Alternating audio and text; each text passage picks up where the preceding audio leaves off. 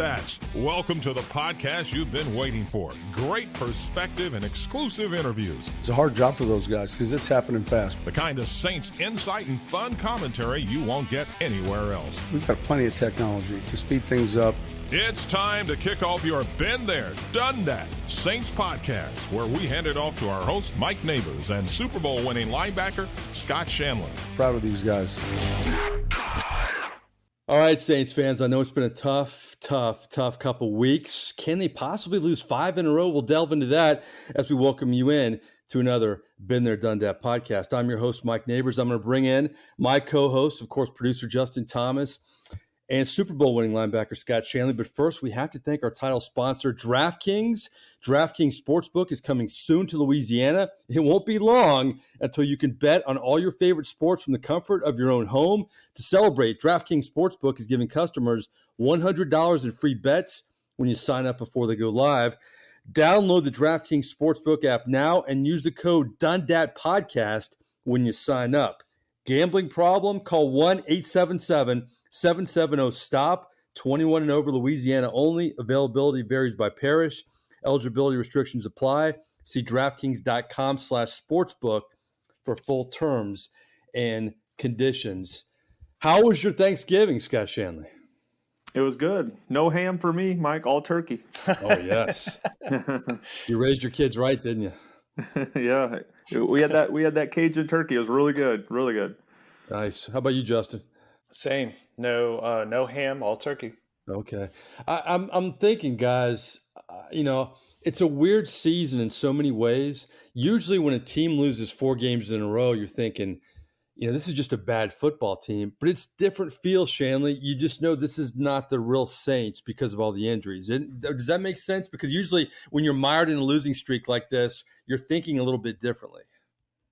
Well, it's what all fans, and we've been saying on the podcast all year, we haven't been able to pick out any games this year with any consistency because we don't know who this real Saints team is. I mean, from the start of the season, we had an idea. A lot of people like to say the real Saints team is what we saw against the Packers. But since that point, we've had tons of injuries, lost our starting quarterback, on our third-string quarterback. Taysom Hill's been out the last few weeks. We've had just tons of injuries. It's been a rash of injuries like I can't ever remember. Even back to when I played, I know I referenced 2008. We had like 16 guys on IR. Back when IR meant you were finished. So It's just been a weird year. Justin, you've been a Saints fan your whole life, grew up in New Orleans. Have you ever seen anything like this? Have you ever seen a season like this? You've seen some bad seasons too. Well, I was going to say, I've seen some bad seasons. I don't remember 2 things. The last time we've had this many injured players. And I can't remember the last time Sean Payton has lost 4 in a row. So, it definitely seems like we're in uncharted territory. Well, speaking of that, and you didn't know, but this is the chemistry that we have, Justin Thomas. Shanle, I'm looking at Payton's past. If you count the current 4-game losing streak, he's had 3 different 4-game losing streaks. He has one this year. Last one was back in 2015 and 2007. You were part of that team. And then he's had 4 3-game losing streaks, 2016, 2015, 2014, and crazy 09, when you guys obviously rested starters down the stretch. Then this is the one that really stands out for me. You take away the 3 4-game losing streaks, the 4 3-game losing streaks. It's impressive, Shanle. Payton's only lost back-to-back games 7 times beyond that, and he's been around a long time. This is uncharted territory. We'll get into the Cowboys in just a second, everything going on over there with COVID and Mike McCarthy. But I thought that was really impressive. I mean, the fact that Sean Payton has been around, this is his 15th year because obviously you take away 2012, only 7 games where he's lost back-to-backs despite those other losing streaks. Yeah, I mean, it is really impressive that there's never been any really bad spells consistently. And I think that's why Sean Payton has remained there for 15 years. It also helps when you have a guy like Drew Brees there for that many years too.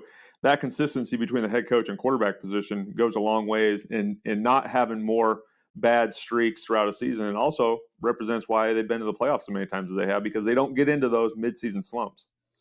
How was it in '07 when you guys had that losing streak? How was it as a team? And obviously, you're not on this team, but you cover this team.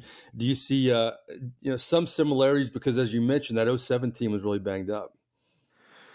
Yeah, we started off, obviously, '06, we lost to the Bears in the NFC Championship game, and the next year we came back and everybody was picking us to go to the Super Bowl. And you go from being the doormat of the NFC South to now everyone telling you you're going to be in the Super Bowl. We started off really slow. We went 0-4 out the gate.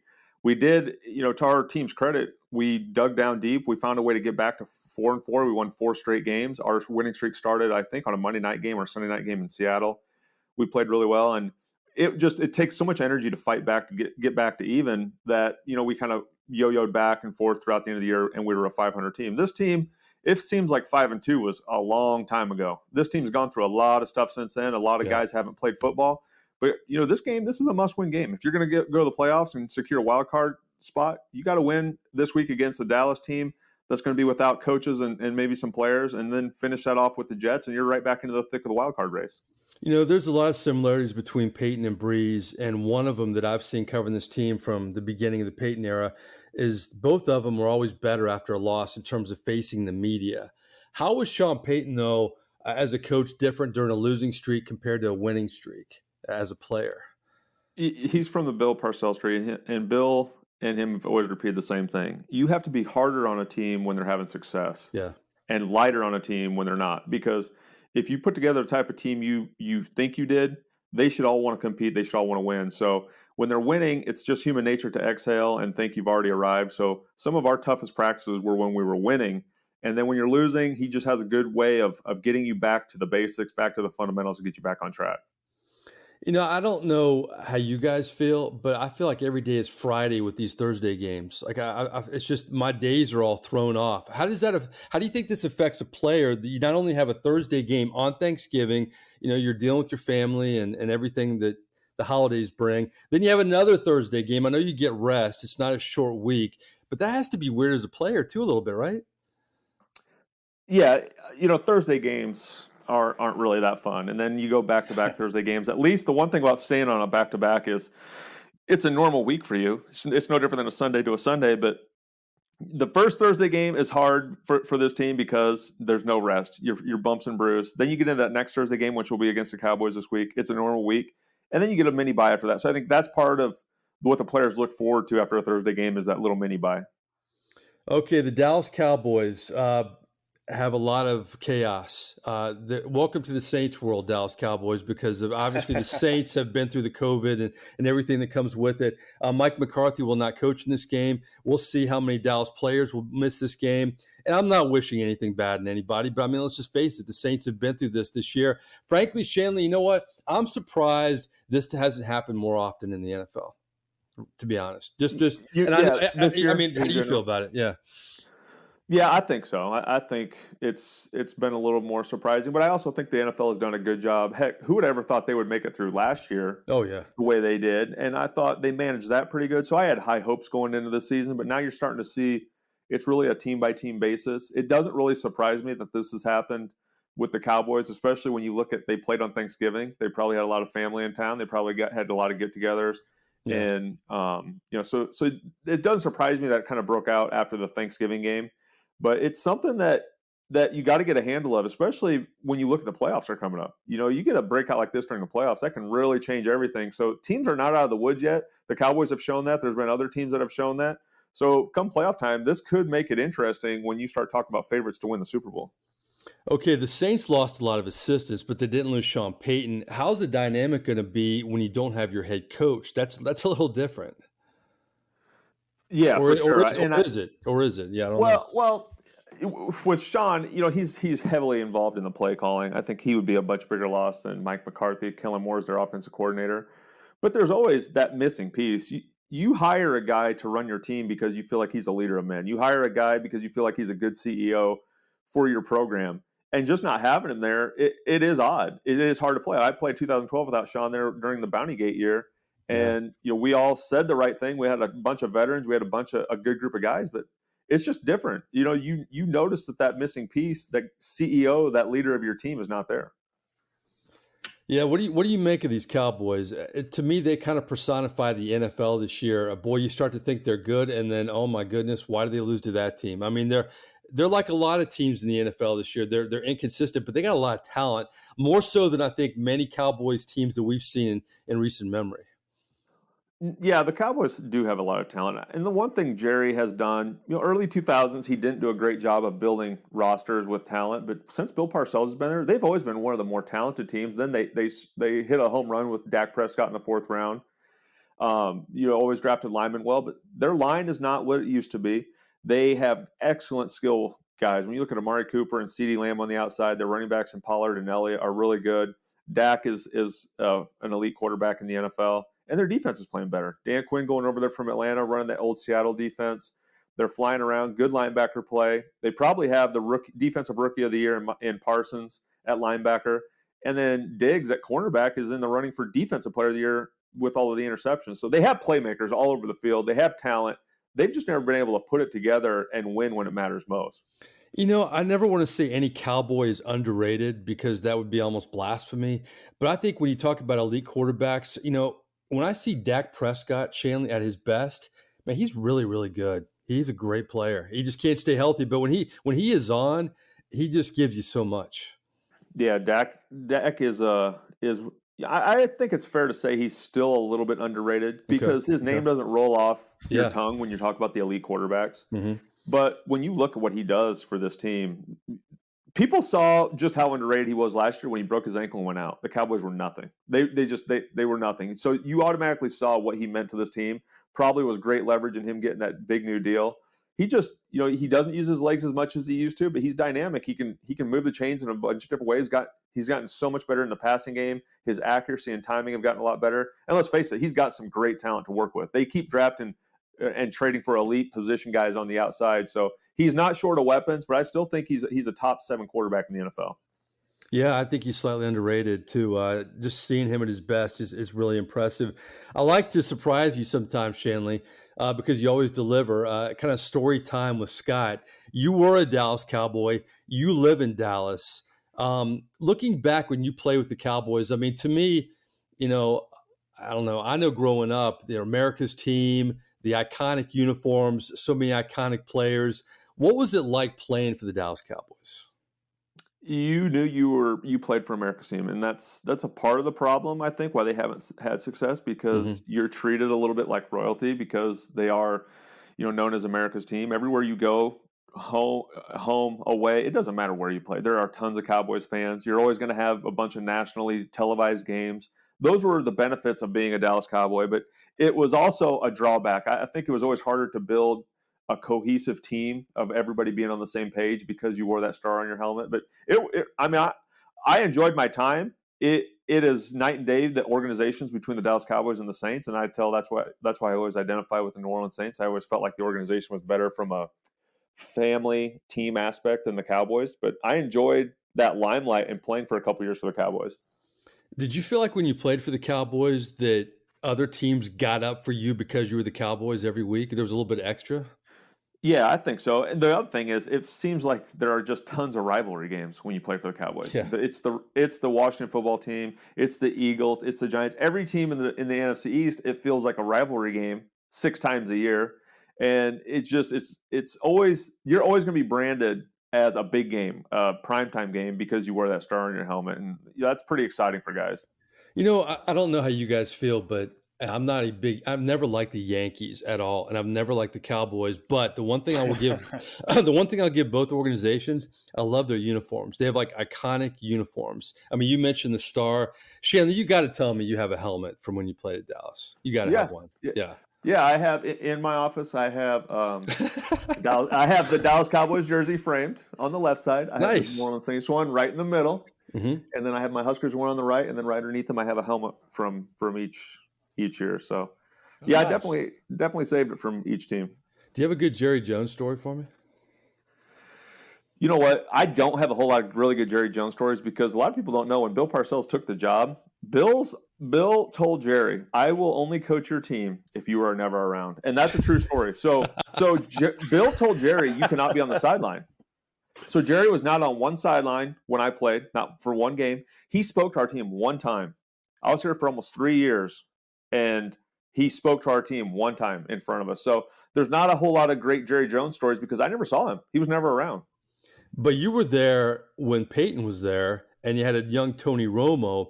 First of all, how was a young Sean Payton, who I love the first time really the only time I ever met Bill Parcells, I met him at the Senior Bowl. He's kind of a larger-than-life guy when you first meet him. And I said, Bill, Mike Nabors from New Orleans, oh, you must want to talk about my man Dennis the Menace, don't you? And just talking about Sean Payton like he was his son, basically. So you saw a different Sean Payton in Dallas too, didn't you? Obviously. Yeah, I saw the hardworking, almost like. Well, the problem is Bill treated all his assistant coaches like they were unruly children. Exactly. So yes. The way Bill talked to his assistant coaches, it was kind of cringeworthy. I mean, he had coaches that were 30 to 50, 60 years old, and he treated them all the same. And I'm like, I would joke with guys like, these are grown men that he's talking to like this. It was amazing. It was amazing. That was Bill Parcells. So I saw the side of Sean where, we've seen the master motivator, the little bit of, I would say Sean has some arrogance to him, his persona.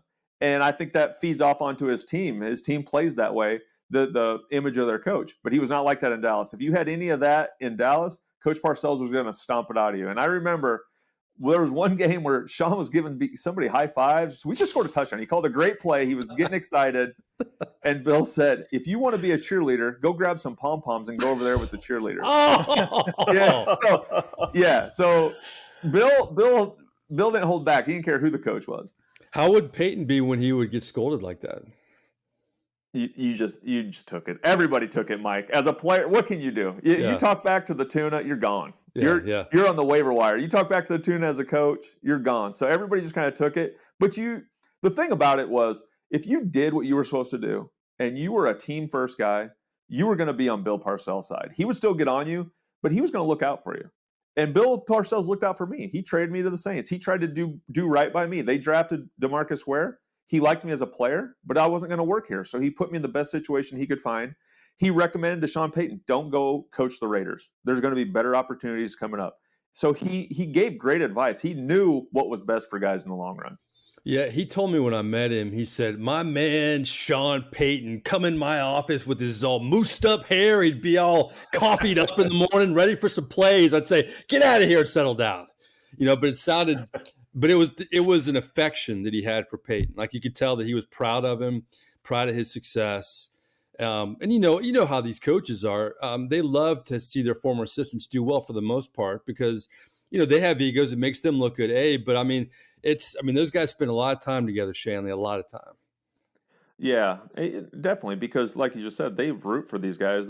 He was on him hard. He tried to teach him the best way to be a coach. But that's part of his coaching tree. That's part of his legacy. So he wants to see him succeed for sure. Just like all the players that he coaches.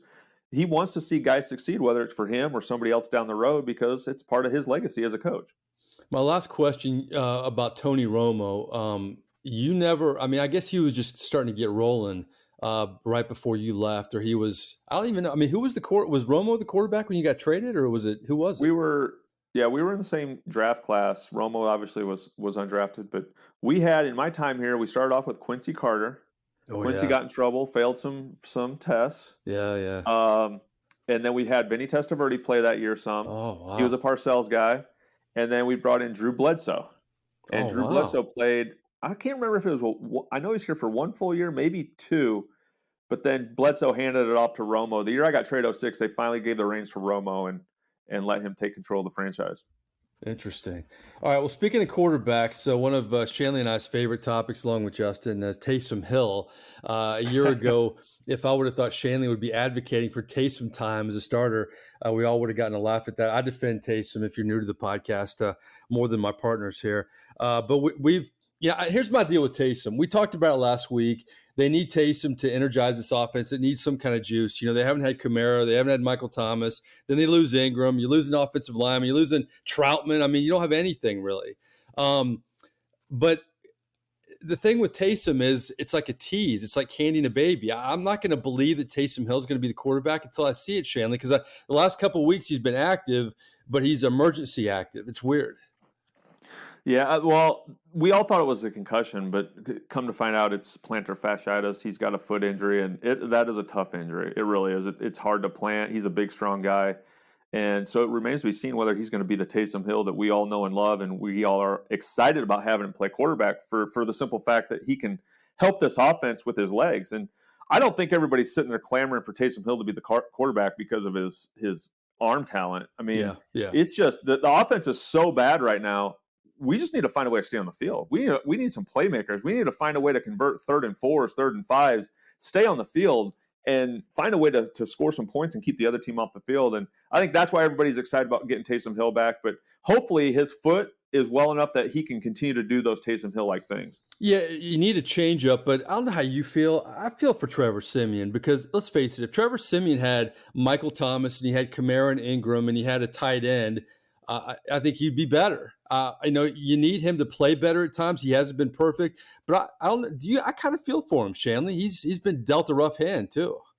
Yeah, he was thrown into a really tough spot. If you gave him Kamara and Ingram and Michael Thomas and everybody was back, I think would we win a Super Bowl with Trevor? I would say no, but I think he played decent enough in some of those games to win. Receivers dropped passes. Kamara wasn't there. Ingram wasn't there.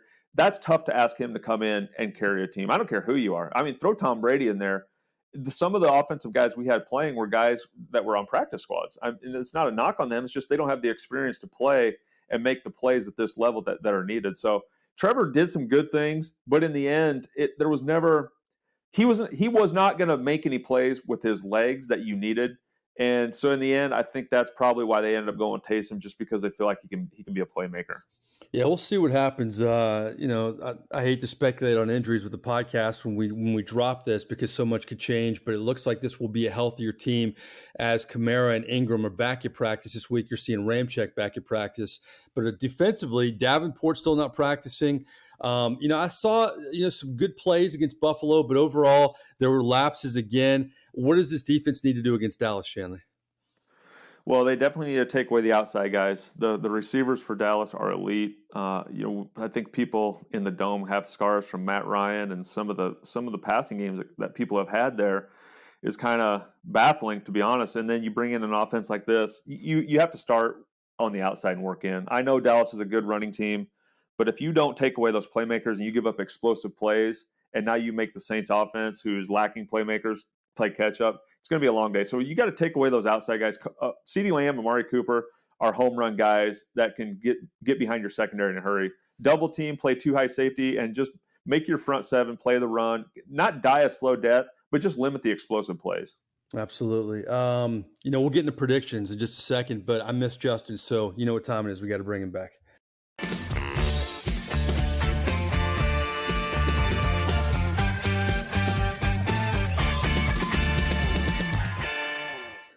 More likely time. 3 hypothetical questions. We like to have a little bit of fun, especially in the last one. I'm going to kind of deliver a personal anecdote I had at the airport in New Orleans recently, and I think maybe some people can relate to. I haven't had it happen to me ever, and it scared the hell out of me. So we'll get to that in a second. But all right, let's talk about the first one. Dallas. Forever, we've mentioned it. They were known as America's team. I mean, everybody loved them. And back when we didn't see every game in the NFL, and you didn't have red zone and all that stuff, they were so popular. If Dallas isn't America's team, do we have an America's team now, or is Dallas still America's team? More likely, what say you, Justin? Oh man, about that? That's a really good question. I'll start with the first one. If Dallas is still America's team, I mean, the fact that they really have not been successful, they've had good seasons, but they haven't made it far in the playoffs. They haven't made it to the Super Bowl since the 90s. I'm going to say no from that perspective. They're not. So that leads into who is, and that is a really good question. It could be no America's team. That could be an answer too. Well, I remember years. In fact, I remember 2009. Like a lot of people were on the Saints bandwagon, and they felt like Yeah. with Katrina, what had happened, that seemed like I want to say I remember that year, America's team being thrown out. Um, I know a lot of times people like to jump on the underdogs, from year to year, and it changes a lot. I just can't think of any one team that represents quote unquote America's team um, right now. Maybe you or Scott has the answer. I'm going to go with no one since I can't think of any. Shanle, is Dallas still America's team, or is somebody else, or do we not have an America's team now? I want to say no because I agree with Justin. They haven't had a whole lot of success, and I was thinking of other teams. The Packers. I think there's a lot of Packers fans. The Steelers have a great fan base. I was thinking of fan bases when I think of America's team. I agree. I think for a period of time, the Saints were America's team. Played on national TV a ton, played in primetime, played well, had playmakers, and I think you would see Saints jerseys all around the country. But long story short, Mike, I still think they are. And I still think they are because they're shoved down our throat. They're on national TV every week, it seems like. They're always in primetime games. They get covered by the media, whether it's Fox or ESPN. They just talk ad nauseum about the Dallas Cowboys. So I think they are America's team because people have still forced that narrative on us. I think they are less of an America's team than they used to be, but I agree. I still think they are. New England's just not lovable, man. I mean, usually everybody loves a winner, but people can't stand Belichick, either A, because he wins, or he's not lovable. And there's that Tom Brady factor where I've met so many fans. I was in Philadelphia waiting for this cheesesteak, believe it or not, and just asking people who their favorite team was. And a lot of them, like the Giants, some of them like the Eagles. One guy said, I'm a Tom Brady fan. Like, I just like Tom Brady, wherever he is. But I think Brady's polarizing too because he wins a lot. There are a lot of haters out there. You either love him or hate him type thing. So I guess my point is, I agree with you. Packers fans travel. Steelers fans travel. I tell you, man, Bills Mafia in New Orleans, the fans I ran into, I know they're not America's team, man, but those guys were fun. They're loving the fact that they're relevant. They haven't been relevant in a long time. There's a lot of good fan bases out there, but if you're going to market team America's team, they're still the Cowboys because I think they haven't been relevant for so long, yet they still get the primetime games. They still get the attention from the national media. So, I think less, but they're still America's team. All right, I know we have a lot of LSU fans listening to our podcast because if you're a Saints fan, a lot of LSU fans as well. Big hire. Ed Orgeron's out. Look like they're going to get Lincoln Riley, according to Twitter and all the rumors, that then they get Brian Kelly. All right, so I'm going to pit these two guys together. Lincoln Riley goes to USC. Brian Kelly's your new LSU head coach. In 4 years, who will have more success? Lincoln Riley at USC more likely or Brian Kelly at LSU? Justin? I haven't been following USC football for the last couple of years. I do know that they have been really bad, really struggling. So because of that, I just don't have enough information. I'm going to go with LSU, but I don't know. That's interesting. I like Lincoln Riley. I think he's a good coach. I think he'll bring success to USC. But because I haven't been following the team that much, what kind of players are on there, it's hard for me to make that determination. I get so it. by default, I'll go with LSU. LSU, okay. Shanle, you know what? I don't know how serious the talks were, but there was a season there, an offseason. Looked like Lincoln Riley may go to the Cowboys. There was some interest there. He's obviously had his pick at some big jobs. It was interesting to me he went to USC. And it's also interesting to me that Notre Dame isn't as good a job as LSU now. I know LSU's in the SEC, but to me, that's a sign of the times as well that Brian Kelly would leave a Notre Dame. Not that LSU was a bad program at all, but Notre Dame is kind of Notre Dame. I remember Urban Meyer didn't go to Notre Dame. He went to the University of Florida. And to me, the landscape is changing in a lot of ways, the way they pay these coaches and the way they jump ship. There's not the Joe Paternos, the Bobby Bowdens. But with all that said, that was kind of my commentary, I guess. In 4 years, who do you think will be better in terms of success, Lincoln Riley or Brian Kelly? Yeah, this is pretty easy for me. I think it's going to be Lincoln Riley for the simple fact that he's going to USC. He gets to play in the Pac-12, and he right away is going to get the pick of the litter when it comes to talent in California. They're all going to want to go play at USC and get that program back up. And playing in the Pac-12 is way different than going to the SEC, playing Nick Saban every year, playing Kirby Smart. Like, he made the smart choice when it came to what the easier path is. So I think Lincoln Riley will have a lot more success at USC than Brian Kelly. I'm really not a fan of the Brian Kelly hire. Personality-wise, it's hard to go from Coach O and that personality, and even Les Miles, to Brian Kelly, who is like watching paint dry.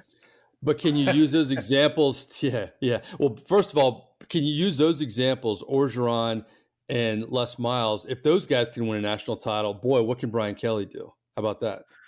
Well, yeah, but I also think that at Notre Dame, you never did. You won 10 games at Notre Dame. Every time you got in the playoff, you got smacked against the guy that you're supposed to beat every year. So you could never beat Alabama when you were at Notre Dame. And Notre Dame, that brand sells. When you go recruit kids, that brand sells. You get your own TV network. And if you couldn't win a national championship at Notre Dame or be more competitive than you were in playoff games, I just don't know how now you expect this guy to come in the same division and beat the guy that he couldn't beat in the playoffs.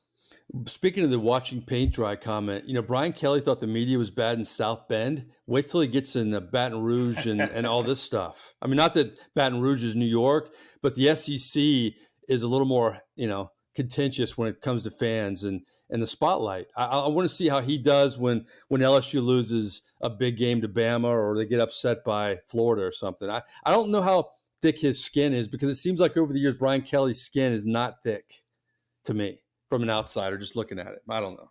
Do you see that? And you kind of lay low when you're at Notre Dame. You have your own network, but you're an independent. You don't have the conference rivalries. You're expected to win a lot of the games that are on your schedule. You're playing teams that you're better than more often than not. But now you are expected to come into LSU and compete for a national championship year one. You're expected to beat Nick Saban. You're expected to be a top 5 program and make the playoffs. And LSU, they're going to have some kids leave. They're going to have some kids transfer. They're going to have a lot of turnover. He's got to bring a whole new coaching staff. So there is a ton of pressure on him to win right away.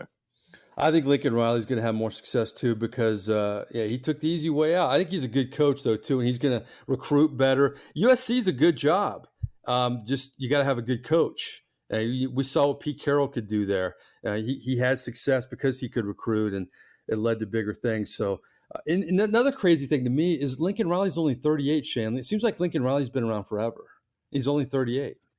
Yeah, how about, I don't know. I think Lincoln Riley's a good coach, but how about Jim Harbaugh's comment about Day at Ohio State? Some people were born on third base and think they hit a triple. He got handed the keys to the job at Oklahoma, right? Yeah, Bob Stoops said, "Here you go, young guy." Right. So now this is his opportunity to show that he can actually build a program into a winner, because USC is way down. USC is not what we all know and love. Their brand is strong, but you watch anybody at their games, they have like 1,200 people show up to their games. They have a long ways to build that program into what it once was. So he's going to get an opportunity to prove that he is the coach that everybody thinks he is. Well, Bob Stoops has the keys back. I wonder if he's going to keep them in Oklahoma. That'll be interesting too. That will be interesting. I don't know if he will. I think once you get out, it's hard to get back into it because of the grind. I think Oklahoma will look at Josh Heupel at Tennessee, who was a player there, won a national championship, or Brent Venables, the D coordinator at Clemson, who was once at Oklahoma. Gosh, Shanley's done his Oklahoma homework, Justin. That's impressive. Just firing off candidates like that. Very nice. All right, last more likely. I lose sunglasses all the time. That's why I don't spend a lot of money on them. But I keep my essentials, man. I never really lose my wallet on the road, or my phone, or my keys, which is amazing. But I got in a rent-a-car shuttle with my daughter. Brought my youngest daughter to New Orleans for the last game. Get on the rent-a-car shuttle, Shanle. You've been on that rent-a-car shuttle in New Orleans. I love the new airport, but that shuttle takes like an hour. You got to get to the airport early when you rent a car. And so I jump on the shuttle, and I realize before that baby takes off, where's my phone? I don't have my phone. Can't find it. Had to get off the shuttle. Had to go back to the car. The car's gone. They searched the car, couldn't find it, then searched it again, found the phone in the trunk. My point is, as I just lost half our audience, more likely, would you rather lose your wallet or your phone? If you had to lose one, more likely your wallet or your phone, because my goodness, the sense of panic that I had that I didn't have my phone on the road was not good. So Justin, I'll lead off with you. This is a tricky answer. I think the phone is going to cost more, so that's going to be a gut punch to lose. Yes. But I think from having lost my wallet before a long time ago, it is such a pain in the ass to like go through the process of putting in a new or trying to get a new credit card, waiting for it to come in, getting a new license, going into all your subscriptions, your services to change your credit card password so that everything is paid for. That whole process is just a pain. And so even though the phone is more expensive, I think I would go with losing the wallet. Interesting. Shanle, wallet or phone? You got to lose one. Which one is it? I'm definitely going to say wallet as well. I don't really even carry a wallet. Everything is on my phone, and I use my phone to pay with a lot of things. So I have a holder. I have my case. I had to get a case. I had a credit card holder and a license holder because a lot of times I only take my phone. But if I was going to lose one or the other, it would be I'd rather lose my phone just because I can sign in, reload everything. Justin made a great case. It's going to be more expensive. But that process of going through, canceling cards, reactivating, doing all those things that you carry in a wallet, I would definitely rather lose the phone than the wallet. Yeah, I agree. Let me ask you this. This could be a very dumb question. It wouldn't be the first time. If you lose your wallet and you don't have your ID, what the hell do you do? How do you get on your flight? How does that work? It doesn't. Well, I'm hoping not to lose it, Mike. That's. But I mean, is there like, can you go there and say, hey, I just don't have my wallet? What do you do? I don't know. I don't think Actually, so. you know what? I would be. That wasn't a dumb question. That wasn't a dumb question.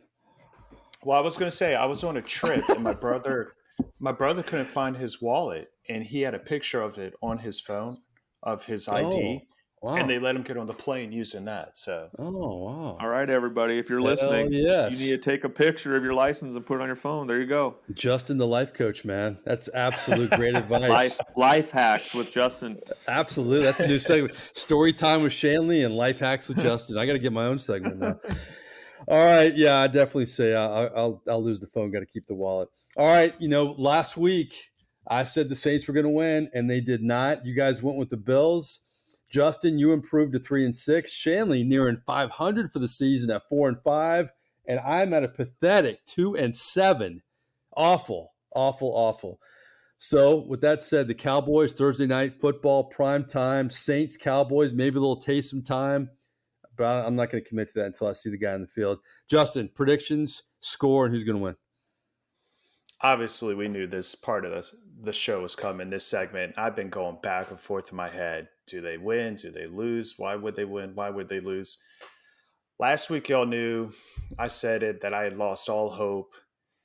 And I don't know, maybe it was Thanksgiving, time home with the family.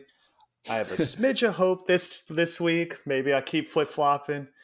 You know what? I think the Cowboys have shown that they're vulnerable. They've lost 3 of their last 4. They're banged up as well. They got really good players. But I'm going to have hope this week that something amazing will happen. I don't know why. I'm sure the Saints will probably, in reality, lose. But I'm going to go with Saints winning. And I'm going to go with a score of, let's say 26-21. Wow, the rare 26. I like that. Saints 26-21. Shanle, what you got? You can go back to 500 with a correct prediction this week. Yeah, maybe. I hope. A lot of times the predictions start with looking at the injury report, and that isn't even reliable a lot of times because I thought Taysom was going to play last week. So I do think Taysom's going to play. I just don't, another loss that people have not been talking about is Deontay Harris. Deontay Harris is that's right. One of the most explosive guys they have on the team is not going to be there. They get Kamara back, who should fill that void extremely well. But I'm going with Dallas. I think Dallas has too many playmakers. I think they have more playmakers than the Saints have on offense. And I think Dallas's defense, Diggs at corner and Parsons rushing the passer.